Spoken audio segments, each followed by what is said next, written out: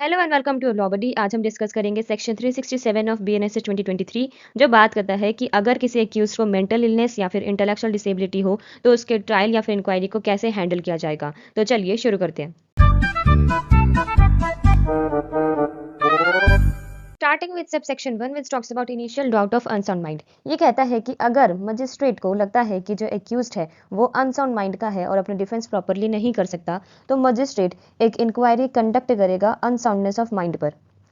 उस एक्यूज का examination district civil surgeon या फिर स्टेट गवर्नमेंट के अपॉइंटेड मेडिकल ऑफिसर से करवाया जाएगा और फिर उस सर्जन को विटनेस के रूप में एग्जामिन करा जाएगा और रिटन रिकॉर्ड बनाया जाएगा। ठीक है। Then we have subsection 2। ये कहता है कि अगर जो सिविल सर्जन है वो कंफर्म करता है कि एक्यूज जो है वो अनसाउंड माइंड का है तो उसको एक साइकेट्रिस्ट या फिर कोई क्लिनिकल साइकोलॉजिस्ट के पास गवर्नमेंट हॉस्पिटल या फिर कॉलेज में भेजा जाएगा। वो स्पेशलिस्ट मजिस्ट्रेट को बताएगा कि जो एक्यूज है वो अनसाउंड माइंड से सफ़र करता है या फिर इंटेलेक्चुअल डिसेबिलिटी से। ठीक है। इसी के साथ है हमारे पास एक प्रोवाइजो। ये प्रोवाइजो कहता है कि अगर एक्यूज को स्पेशलिस्ट की रिपोर्ट से प्रॉब्लम है तो वो अपील कर सकता है मेडिकल बोर्ड के सामने।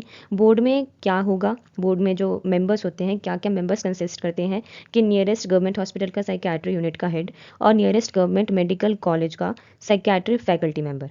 ठीक है।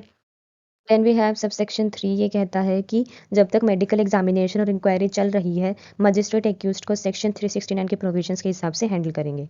ठीक है।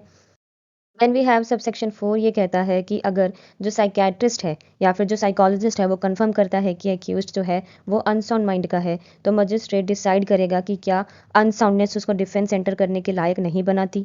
अगर एक्यूज्ड जो है वो इनकेपेबल है तो मजिस्ट्रेट रिकॉर्ड करेगा फाइंडिंग, प्रोसिक्यूशन का एविडेंस देखेंगे और एक्यूज्ड के एडवोकेट को सुनेंगे बिना एक्यूज्ड को क्वेश्चन किए।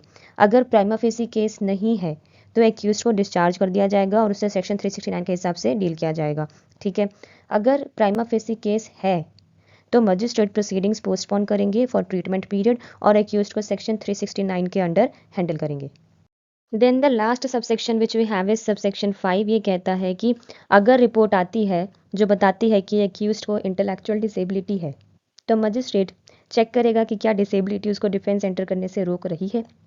अगर इनकेपेबल है तो मजिस्ट्रेट इंक्वायरी क्लोज कर देगा और एक्यूज को अंडर सेक्शन 369 के हिसाब से हैंडल करेगा। ठीक है। So this was a simple explanation of section 367 of BNSS 2023. If you found this video useful, do not forget to like, share, and subscribe your Law Buddy for more such legal content. Thank you.